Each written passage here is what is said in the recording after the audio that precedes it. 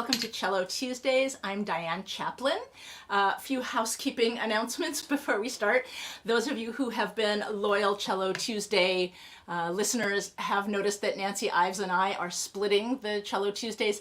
I'm going to be doing first Tuesdays of the month, and I believe she's going to maybe do the middle of the month, third Tuesday, but you can follow both the Portland Cello Project page, Nancy's Facebook page to find out that info.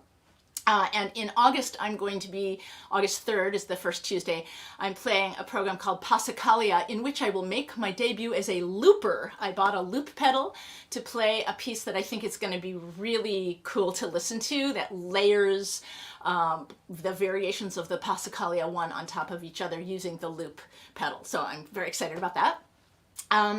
Another thing that I just want to mention for those of you in the Portland area, the Portland Cello Project is playing a live show, yes, live, at the outdoor venue, The Lot at Zidell Yards, which is a fantastic place. This is on July 18th. There are very few tickets left, but if you don't have one yet, you can probably still grab one in the next couple of days. It's going to be our Extreme Dance Party, which is a super, super high energy, fabulous show. All kind of songs, some familiar, some not, dance opportunities, and so I encourage you to go get tickets for that because it's going to be really cool. The venue's also really beautiful. We played there in May, and it's socially distanced pods. They're really, really cute. You get your little, like a little square of green fake grass and table and chairs in your little picket fence. It's super adorable. Highly recommend. That's July 18th. Tonight I'm going to be playing a program called Capriccio, and I'm going to start with some capriccios. So the first piece that I'm going to play is called 2 Capriccios and 5 Variations, and it's by a composer with the unlikely name of F.X. Hammer. He is really Franz Xaver Hammer. He was a German composer from the classical era, and his name sounds kind of funny. I mean, it sounds like a rapper name or something, but even during his time, I have evidence that they made fun of his name. They knew that hammer was the word it is in English, because his nickname, or another name for him, was marteau, which means hammer in French. So they made fun of him even then. He is a rare composer in that he wrote a solo cello piece during the classical era, which is not usual. There's virtually no solo cello music from that era, because it's an era where the music is melody plus an accompaniment that might go like,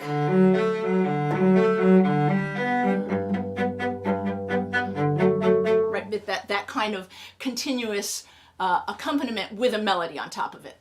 But Hammer was a very renowned cellist during his day. He was about a decade younger than Franz Joseph Haydn, the great master of the classical period. And in fact, he worked for Haydn. He played in Haydn's orchestra at Prince Esterhazy's estate. And so he well steeped in this classical style. Hammer also actually played the viola da gamba, which was quite out of fashion by this point in the classical era. But most of Hammer's surviving compositions are actually for viola da gamba. So this piece is in 3 movements. It really is kind of like a sonata, like a fast movement, slow movement, fast movement. But Hammer did not choose to call it a sonata. The fact that it's called 2 Capriccios and 5 Variations leads me to believe that maybe these were disparate works that were not written to go together, but they were published as a set. That was very popular, to publish short pieces as a set. So we can kind of think of them that way. It'll be a fast movement, a slow movement, and then a set of fast variations. This is 2 Capriccios and 5 Variations by Franz Xaver Hammer.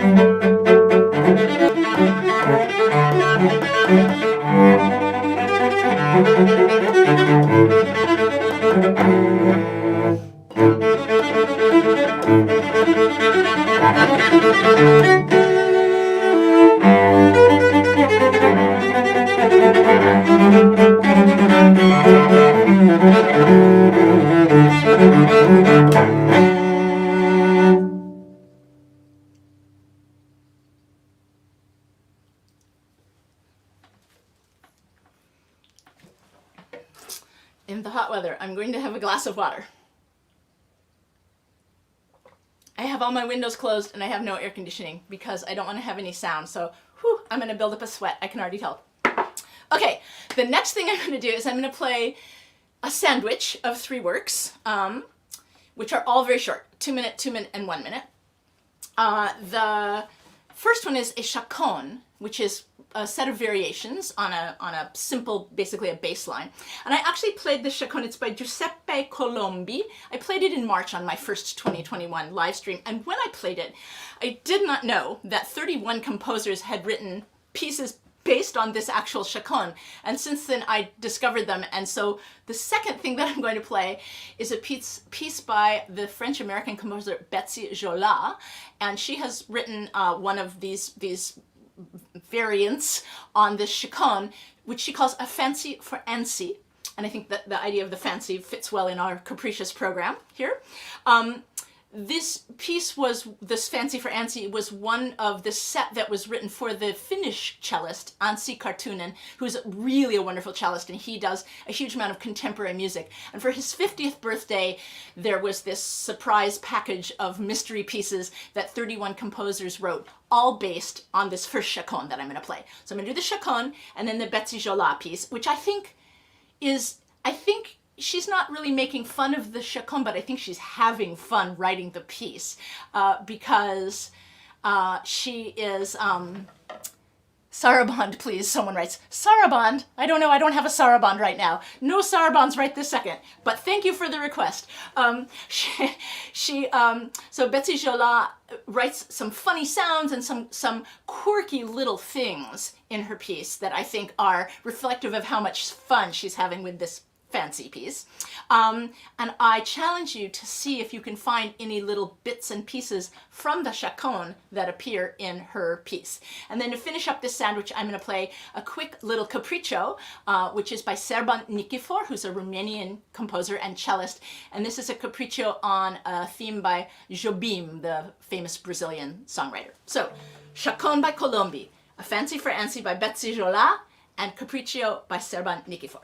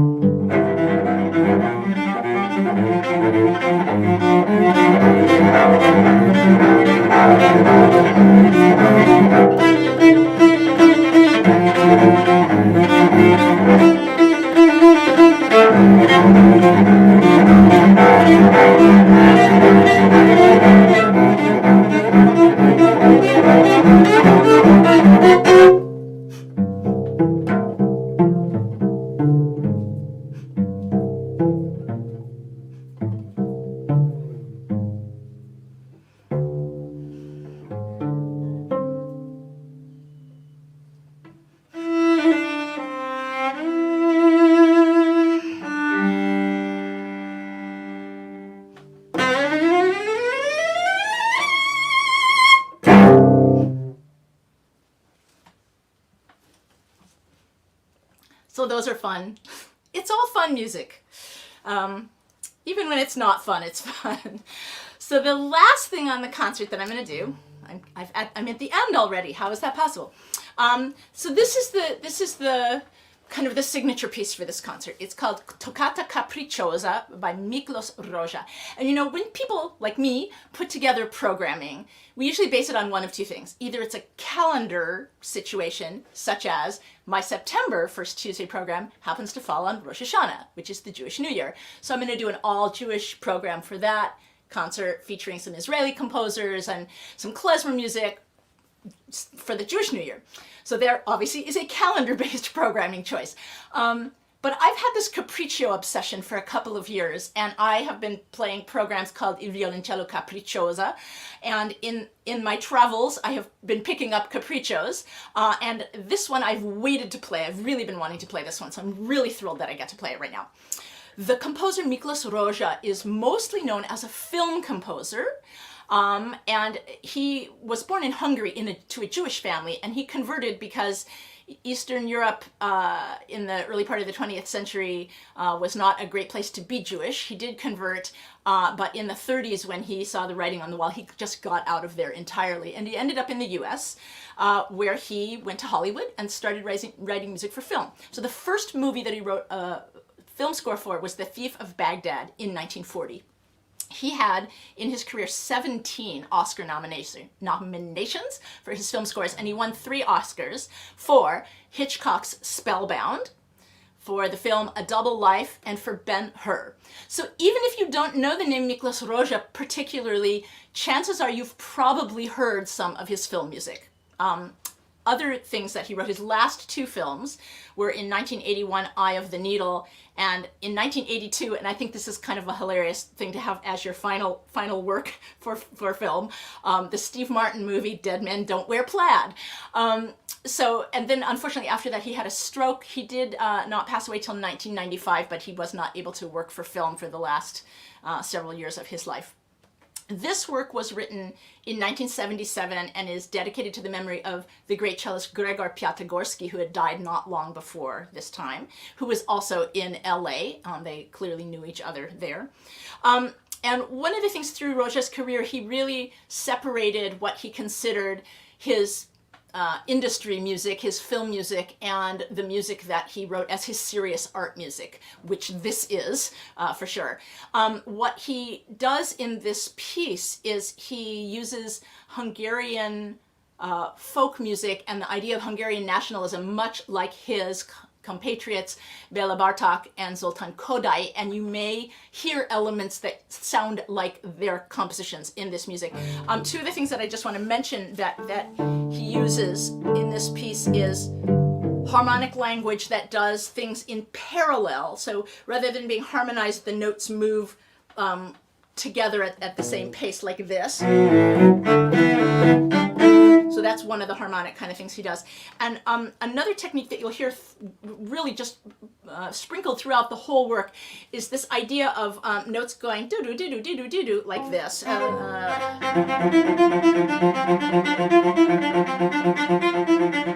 I believe that is an imitation of the Hungarian folk instrument, the cimbalom, which is kind of like a piano opened up. It's basically a thing that sits on a table and you hit it with hammers and they go dee-doo, dee-doo, dee-doo, dee-doo, dee-doo. So whenever I hear that kind of passage work in a composition by a Hungarian composer, I basically assume that they are evoking the cimbalom. Okay, this is the Toccata Capricciosa by Miklós Rózsa.